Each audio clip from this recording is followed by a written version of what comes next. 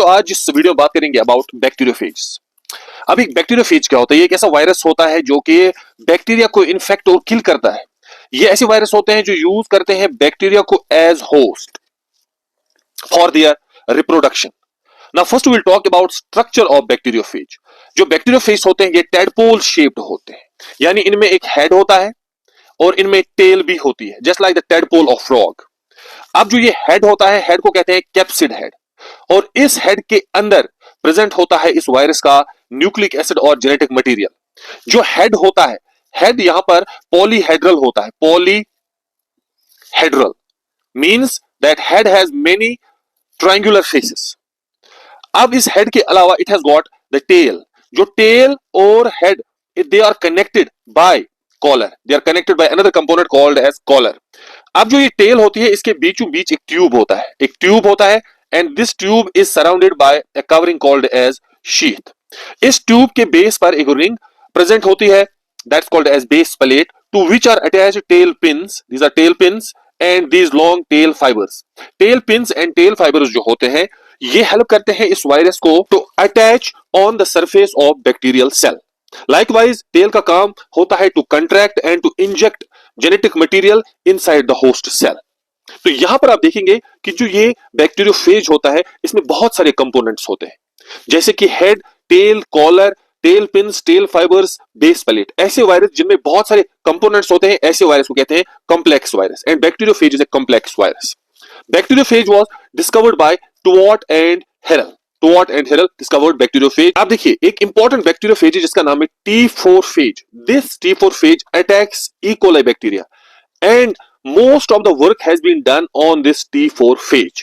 ये आपको याद रखना है, most work has been done on T4 phage which attacks E. coli bacteria. So this is about the structure of bacteriophage. Now types of bacteriophage. जो bacteriophage होते हैं ये तीन किस्म के होते हैं, T even phage, T odd phage and T5 phage. जो T even phages होते हैं, अब देखिए यहां पर they include T2, T4 and T6 phages, यानी ऐसे phages जिनका even नंबर आता है। ये ऐसे फेज होते हैं जिनमें हेड और कंट्रैक्टाइल टेल प्रेजेंट होती है, और इनके डीएनए में साइटोसिन नहीं बल्कि थायोमीथाइल साइटोसिन प्रेजेंट होता है। इस तरह से second type is T odd phage, and these T odd phage include T1, T3 and T7 phage. These phages contain head and non contractile tails. DNA contains normal cytosine. इस तरह से T5 phase जो कि होना चाहिए T odd phase के साथ, लेकिन इसको अलग रखा गया है because it contains head and long non contractile tail. So these are three types of bacteriophages. We have two types of phages. We have virulent phage and temperate phage. Virulent phage ऐसे phage होते हैं जो कि अपने host को kill करते हैं immediately after multiplication or reproduction. These virulent phages include T even phages. T even phages. T even phages are mostly virulent phages. इस तरह से कुछ ऐसे phages भी होते हैं जिन्हें temperate phages कहते हैं. They are avirulent, जो कि होस्ट सेल को इन्फेक्शन के बाद नहीं मारते हैं, इवेंचुअली मारते हैं लेकिन इमीडिएटली इन्फेक्शन के बाद नहीं मारते हैं। For example lambda phase. Lambda phage is a type of temperate phase.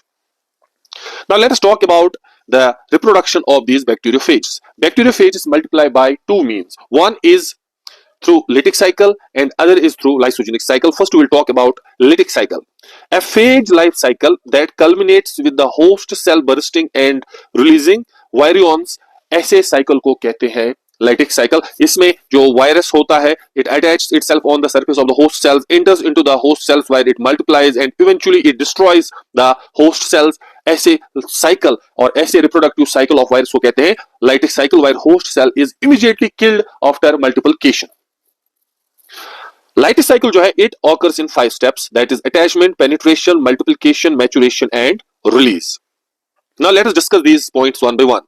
The first step is attachment. Here this bacteriophage it attaches itself on the surface of the bacteria. This is the bacterial cell and this is the genetic material or bacterial DNA.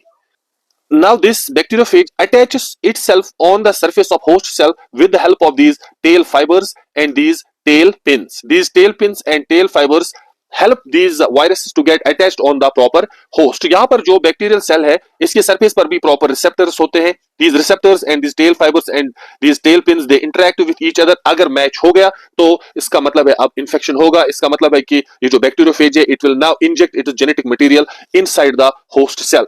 ये भी आपको यहाँ पर याद रखना चाहिए, जो bacteria है इसका फ्लैजला एक्ट कर सकता है as receptor for these bacteriophage. इसके जो पिल्लाई होते हैं वो भी एक्ट कर सकते हैं as receptor for these bacteriophage. Once the match has been established, तब दूसरा पॉइंट होता है यहां पर जो ये बैक्टीरियोफेज है it injects its genetic material inside this host cell. ये कैसे करता है? ये अपने टेल को कंट्रैक्ट करता है and then it pushes this tail through the cell wall and releases its genetic material inside the cell.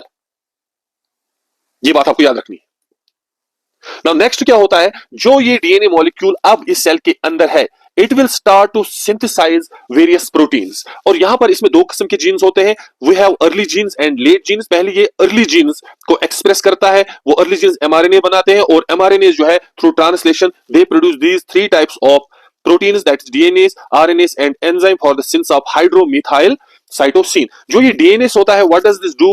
It destroys the genetic material of the host cell, ताकि ये वायरस जो है ये सेल की सारी मशीनरी जो है उसको अपने कंट्रोल में ला सके. जो आरएनए है ये इस सेल में जो इस बैक्टीरिया ने अपने आरएनए मॉलिक्यूल्स बनाए थे उनको डिस्ट्रॉय कर देता है. और इसी तरह से enzymes for synthesis of hydromethyl cytosine, क्योंकि मैंने आपको पहले ही बोला था ये जो डीएनए होता है इसमें नॉर्मल साइटोसिन नहीं होता है बल्कि इसमें प्रेजेंट होता है हाइड्रोमीथाइल साइटोसिन. तो ये हाइड्रोमीथाइल साइटोसिन बनाने के लिए एंजाइम्स चाहिए. वो एंजाइम्स भी ये डीएनए अर्ली जीन्स के थ्रू बनवाता है. अब उसके बाद ये जो डीएनए है अपने लेट जीन्स को एक्सप्रेस करता है और through mRNAs it produces phage structural proteins, proteins that help in phage assembly and proteins involved in cell lysis and phage release. phage structural proteins वो proteins होते हैं जो कि बैक्टीरियोफेज की बॉडी को बनाते हैं. इसमें इंक्लूड होते हैं कैप्सिड प्रोटीन्स, इसमें इंक्लूड होगा tail proteins, tail pins, tail fibres, basal plate, collar proteins. वो सारे के सारे फेज स्ट्रक्चरल प्रोटीन्स होते हैं, यानी वो फेज का स्ट्रक्चर बनाते हैं. इसी तरह से प्रोटीन्स जो कि हेल्प करते हैं इन सारे कंपोनेंट्स को असेंबल होने में, वो प्रोटीन्स भी लेट जीन्स के थ्रू बनाए जाते हैं. और ऐसे प्रोटीन्स जो कि हेल्प करते हैं फेज पार्टिकल्स को इस सेल से निकलने के लिए, वो प्रोटीन्स भी बनाए जाते हैं. तो अब इसके बाद क्या होता है? ये जो डीएनए है ये भी अपनी बहुत सारी कॉपीज बनाएगा through replication.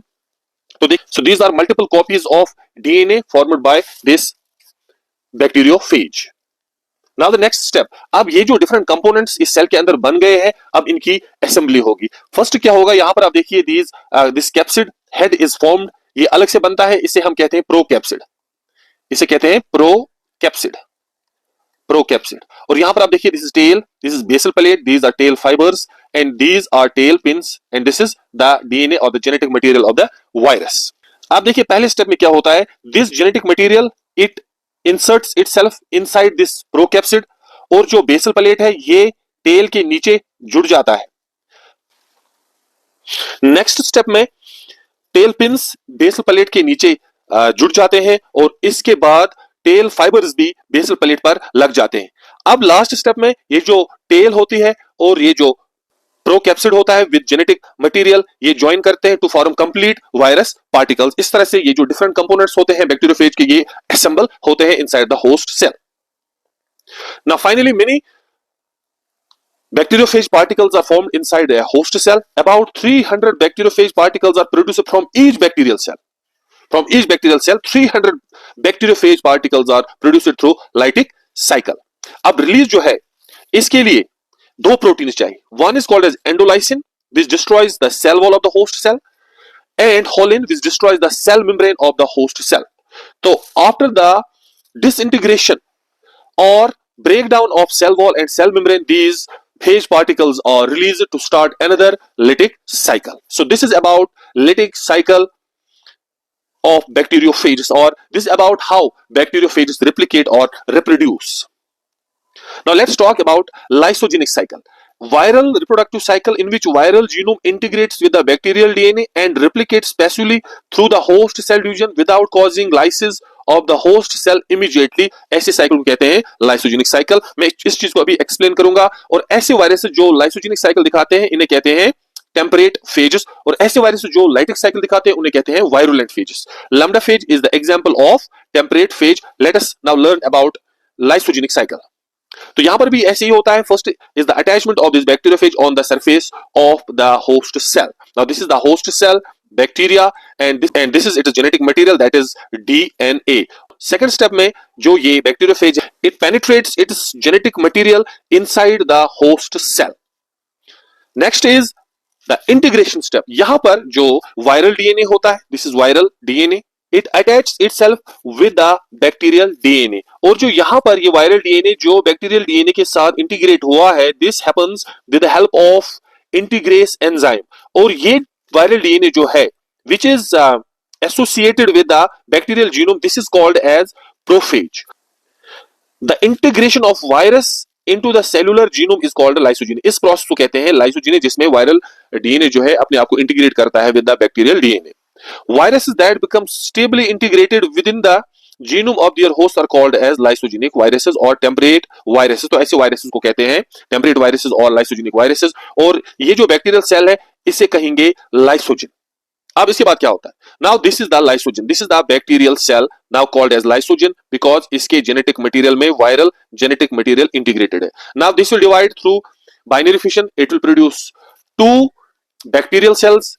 Both bacterial cells will have this prophage in their genetic material। इस तरह से ये बैक्टीरियल सेल्स मल्टीप्लाई करते जाते हैं और इनके साथ वायरस का जो जेनेटिक मटेरियल है वो भी मल्टीप्लाई होता रहता है। अंडर सर्टेन कंडीशंस ये जो प्रोफेज है या वायरल डीएनए जो है ये अपने आप को सेपरेट करता है दिस बैक्टीरियल जीनोम और and then it starts the lytic cycle. और फिर लेटिक साइकिल के थ्रू इवेंचुअली ये बैक्टीरियोफेज जो है ये अपने होस्ट सेल को डिस्ट्रॉय करते हैं। तो यहां पर आपको सिर्फ याद ये रखना है कि लाइसोजेनिक साइकिल में जो वायरस होता है वो इमीडिएटली अपने होस्ट सेल को डिस्ट्रॉय नहीं करता है। However under certain conditions it can also kill the host cell. So this is about the lysogenic cycle.